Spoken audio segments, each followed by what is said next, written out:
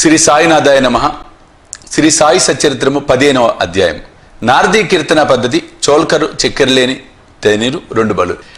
6వ అధ్యాయంలో షిరిడీలో జరుగు శ్రీరామనవమి ఉత్సవం ఎట్లు ప్రారంభమయ్యాను. ఆ సమయంలో హరిదాస్ తెచ్చుట ఎంత కష్టముగా ఉండేది. తొదకు ఆ పనిని దాసగను నిర్వహించినట్లుగా బాబా శాశ్వతంగా నియమించుట, దానిని ఇప్పటి వరకు దాసగను జయప్రదముగా నడుపుట అనునవి చదువరులు జ్ఞాపకం ఉంచుకునే ఉండుదురు. ఈ అధ్యాయంలో దాసగను హరికథను ఎట్లు చెప్పేవారో వర్ణించేద్దాము. నారదీ కీర్తన పద్ధతి. సాధారణంగా మహారాష్ట్ర దేశంలో హరిదాసులు హరికథ చెప్పినప్పుడు ఆడంబరమైన నిండు అంగరకాలను వేసుకొనిద్దరు. తలపైన పాగా పేట కానీ పొడవైన కోటు, లోపల చొక్కా, పైన ఉత్తరేమో మామూలుగా ధరించేది దోవతిని కట్టుకొనిద్దరు. ఈ ప్రకారం దుస్తులు ధరించి షిరిడీలో హరికథ చెప్పుటకై దాస్కన్ తయారయ్యాను. బాబా సెలవు పొందుటకై మసీదు వచ్చాను. బాబా అతనితో, ఏమో పెండ్లి కొడక, ఇంత చక్కగా ముస్తాబై ఎక్కడికి పోవచ్చున్నావు అనెను. హరికథ చెప్పుటకు పోవచ్చున్నానని దాస్కని జవాబిచ్చాను. అప్పుడు బాబా ఇట్లనను, దానికి దుస్తులన్నీ ఎందుకు? కోటు, కండువా, టోపీ మొదలగునవి ముందర వెంటనే తీసి పారే. శరీరంపై అలంకారాలన్నీ ఎందుకు? వెంటనే దాస్కను వాటన్నిటిని తీసి బాబా పాదముల వద్ద ఉంచెను. అప్పటి నుంచి హరికథ చెప్పినప్పుడు వానిని దాసగను ఎన్నడూ ధరించలేదు. నడుమ మొదలు తల వరకు ఏమీ వేసుకునేవాడు కాదు. చేతిలో చిరతలు, మెడలో పూలమాల మాత్రమే ధరించేవాడు. ఇది మహారాష్ట్ర దేశంలో తక్కిన హరిదాసుల అవలంబించు పద్ధతికి వ్యతిరేకం. నారద మహర్షి హరికథలు ప్రారంభించిన వారు. వారు తలపైన శరీరం పైన ఏమీ తొడిగడి వారు కాదు. చేతి యందు వీణను ధరించి ఒక చోట నుంచి ఇంకొక చోటికి హరినామ సంకీర్తన చేయించు పోయేవారు. చోల్కర్ చక్కెర లేని తేనీరు. పూనా అహ్మద్ నగర్ జిల్లాలో బాబాను గురించి అందరికీ తెలియను కానీ నానాసాహెబ్ చందోర్కర్ ఉపన్యాసముల వల్లను దాస్కను హరికథ వల్లను బాబా పేరు కొంకణ దేశమంతయు ప్రాకెను. నిజముగా దాస్కన్ తన చక్కని హరికథల వల్ల బాబాను అనేకులకు పరిచయం అనుచెను. హరికథలు వినుటకు వచ్చిన వారికి అనేక రుచులుండును. కొందరు హరిదాసు పాండిత్యముకు సంతసించెద్దరు, కొందరు నటనకు, కొందరు పాటలకు, కొందరు హాస్యమునకు, చమత్కారమునకు సంతసం కలుగచేయను. కథాపూర్వమున దాస్కన్ గారు సంభాషించు వేదాంత విషయములు వినుటకు కొందరు, అసలు కథ వినుటకు కొందరు వచ్చెదరు. వచ్చిన వారిలో చాలా కొద్దిమంది మాత్రమే భగవంతుని ఎందుగాని, యోగములు ఎందుగాని ప్రేమ విశ్వాసములు కలుగును. కానీ దాస్కన్ యొక్క హరికథలు వినువారుల మనస్సులపై కలుగు ప్రభావం అది సమ్మోహనకరంగా ఉండెను. ఇచ్చట ఒక ఉదాహరణ ఇచ్చేదను. ఠానాలో ఉన్న కౌపీనేశ్వరాలయంలో ఒకనాడు దాస్కను హరికథ చెప్పుచు సాయి మహిమను కీర్తించు పాడుచుండెను. కథ వినుటకు వచ్చిన వారిలో చోల్కరు ఒకతను ఉండెను. అతడు పేదవాడు. ఠానా సివిల్ కోర్టులో గుమాస్తాగా పనిచేయుచుండెను. అతడు దాస్కను కీర్తన అతి శ్రద్ధగా వినెను. వాని మనసు కరిగెను. వెంటనే అక్కడికక్కడే మనసునందు బాబాను ధ్యానించి ఇట్లు మొక్కెను. బాబా, నేను పేదవాడను. నా కుటుంబమునే నేను పోషించుకోలేకున్నాను. నీ అనుగ్రహం చేత సర్కారు వారి పరీక్షలో ఉత్తీర్ణుడై స్థిరమైన ఉద్యోగం లభించినచో నేను షిరిడీ వచ్చేదను. నీ పాదములకు సాష్టాంగ నమస్కారం చేసేదను. నీ పేరున కలకండ పంచేదను. బాబా కృపచే చోల్కర్ పరీక్షలో పాస్ అయ్యాడు. స్థిరమైన ఉద్యోగం దొరికెను. కనుక మొక్కు చెల్లించవలసిన బాధ్యత ఎంత త్వరగా తీర్చినచో అంత బాగుండును అనుకున్నాను. చోల్కర్ బేదవాడు. వాని కుటుంబం చాలా పెద్దది. కనుక షిరిడి యాత్ర చేయుటకు ఖర్చు పెట్టుకోలేకుండెను. ఎవరైనా పర్వత శిఖరములు అయినను దాటవచ్చును, బేదవాడు తన ఇంటి గడపనే దాటలేడని కదా లోకోక్తి. చోల్కర్ కిట్లైన శ్రీ సాయి మొక్కును త్వరలో చెల్లించవలను అన్న ఆతురత కలిగాను.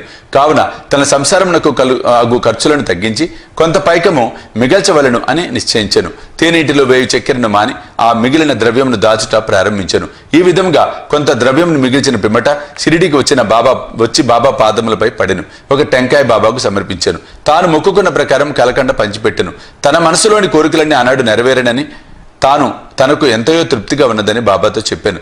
చోల్కర్ బాబుసాహెబ్ జోగ్ గృహం నందు దిగాను. అప్పుడు వీరిరువురు మసీదులో ఉండిరి. ఇంటికి పోవుటకై వారు లేచి నిలువగా బాబా జోగును పిలిచి ఇట్లనెను, నీ అతిథికి టీ కప్పులలో విరివిగా చక్కెర వేయి. ఈ పలుకులలోని భావమును గ్రహించిన వాడే చోల్కరు మనసు కరిగెను. అతడు ఆశ్చర్యమగ్నుడయ్యను. వాని కండ్లు బాష్పములచే నిండెను. తిరిగి బాబా పాదములపై పడెను.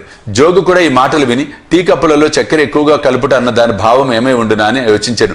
బాబా తన పలుకులచే చోల్కర్ మనసునందు భక్తి నమ్మకములను కలుగజేయవలనని ఉద్దేశించెను.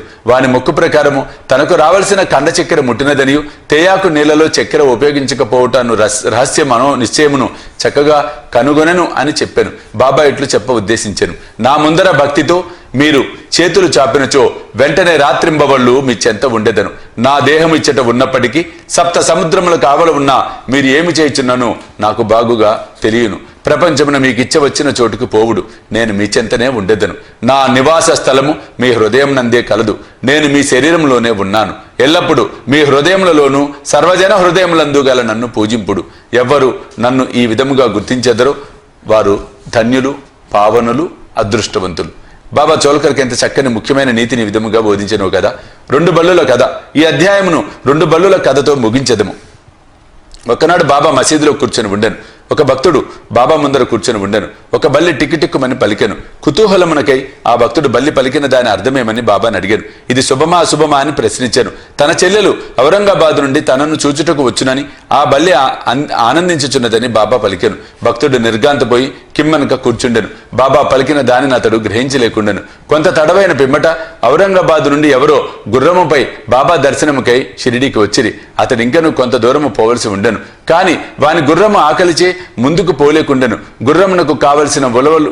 గుర్రమునకు ఉలవలు కావలసి ఉండెను. తన భుజంపై ఉన్న సంచిని తీసి ఉలవలు తీసుకొని వచ్చుటకై పోవునప్పుడు దానిలో ఉన్న ధూళిని విదిలించెను. అందులోండి ఒక బల్లి కిందపడి అందరూ చూచుచుండగా గోడనెక్కెను. ప్రశ్నించిన భక్తునకు అదంతయు జాగ్రత్తగా గమనించమని బాబా చెప్పాను. వెంటనే ఆ బల్లి తన సోదరి వద్దకు సంతోషముగా పోయెను. చాలా కాలము పిమ్మట అక్క చెన్నెళ్ళు కలుసుకొనిరి. ఒకరినొకరు కౌగలించుకొని ముద్దిడిరి. గుండ్రముగా తిరుగుచూ అధిక ప్రేమతో ఆడిరి. షిరిడి ఎక్కడా, ఔరంగాబాద్ ఎక్కడ? గుర్రపరవుతూ ఔరంగాబాద్ నుండి బల్లిని తీసుకుని షిరిడి ఎట్లు వచ్చాను. రాబోయే ఇద్దరు అక్క చెన్నెళ్ళు కలియుదురని బాబా ముందుగానే ఎట్లు చెప్పగలిగాను. ఇదంతా బహుచిత్రంగా ఉన్నది. ఇది బాబా సర్వజ్ఞుడని నిరూపించుచున్నది. ఉత్తర లేఖనము. ఎవరైతే ఈ అధ్యాయంను భక్తి శ్రద్ధలతో నిత్య పారాయణం చేసేదరో వారి కష్టములన్నీయు శ్రీ సాయినాథుని కృపచే తొలగును. 15వ అధ్యాయం సంపూర్ణం. సద్గురు శ్రీ సాయినాథ అర్పణమస్తు. శుభం భవతు.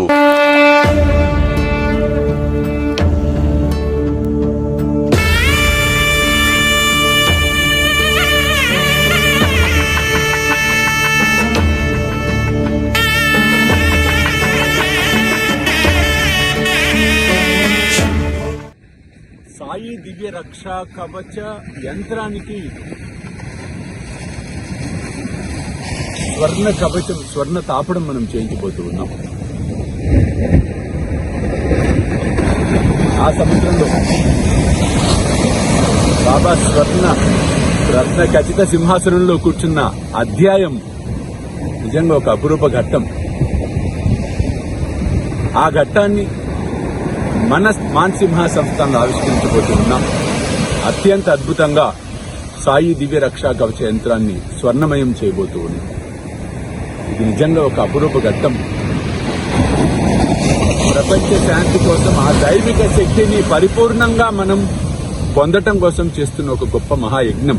ఈ యజ్ఞంలో మీరందరూ నాతో